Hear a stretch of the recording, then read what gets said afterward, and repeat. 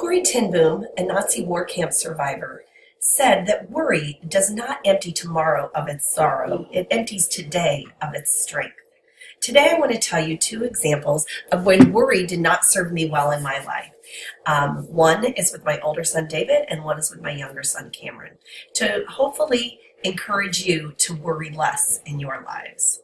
So I had wanted to be a mom for a long time, and when I found out I was pregnant with my first son, I was very excited, and because I had had a lot of miscarriages, and I didn't really know if I'd ever get to be a mom. So of course I did everything by the book, and I remember our first Lamaze class.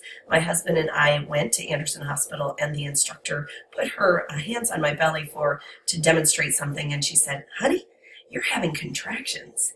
And I thought, oh my, I've been having these, for a month or so. I didn't know they were contractions. I'd never been pregnant before. That, needless to say, that was my last Lamaze class. And I ended up getting on bed rest and then having my child 10 weeks early. And David was born at 3 pounds 1 ounce. He went down to 212. We were in the hospital for 28 days. And before we left, we were invited to come to a preemie support group, and so my husband and I attended, and we learned all of the things that could happen when you're born prematurely. We learned from parents whose kids were blind, who had severe developmental delays, and we had this whole litany of things to worry about. And my husband said, we will never go back to one of those meetings again. And from that point on, we had our own journey to make. And I worried a lot. I have to say that. And it did not prevent anything from happening. And lo and behold, David is now a freshman at Missouri State. And I'm going to tell you now about how worry didn't serve me well in that situation. And then my second situation was my second son, Cameron. A day that I didn't even think I had anything to worry about turned into be something pretty bad. On July 22nd, 2012, my kids were wanting to take a bike ride. I wasn't even dressed for the day. It was summer vacation. I think the DirecTV guy was going to come between 9 and noon.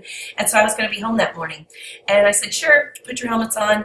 And about 20 minutes later, I got a phone call from my older son that I needed to come pick up them on the trail because Cameron had a stick in his throat. And I'm like, what? How do you have a stick? What? And where are you? And I can't drive on the trail. And how is this going to happen? And so I finally found a place where I can meet up with them.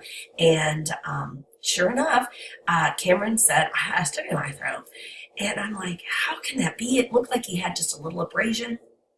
So we ended up in Anderson Hospital again for the morning, and they couldn't find anything. They saw a place where a stick might have been, but they couldn't see any stick. They were about to send us home when a nurse said, if it were my kid, I'd go across the river. And so that's what we ended up doing. We ended up at Cardinal Glennon, and he was in surgery about 5 o'clock that afternoon. And this is what they found. Sure enough, there was a stick that had come in his throat. This isn't the actual one because they sent it to pathology, but it had gone in his throat, a live branch. His inclination was to pull it out, and when he pulled it out, he left this much in there. It closed up, wouldn't have ever noticed it, and had they not removed this, he would have been a very sick little boy. So that's a situation where I had no idea that that was even possible. I did worry about, wearing helmets for bike rides, but he did wear a helmet that didn't stop this from happening. So this is a situation where I didn't even know enough to worry, and it didn't really change the outcome of what had happened anyway. So, worry can take a lot of our time.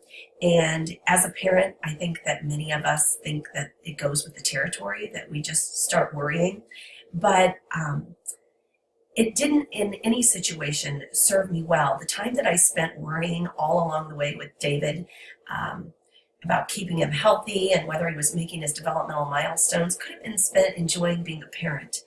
And the time that I didn't spend worrying about Cameron didn't prevent anything from happening, and it didn't really change the outcome. So as Corrie ten Boom says, spend no more time worrying, because it doesn't take anything away from the power of what's going to happen, and it can really deplete the power of a good tomorrow. So I've shown you 2 instances of my life, neither of which worry helped. And I'm going to have powerful tomorrows.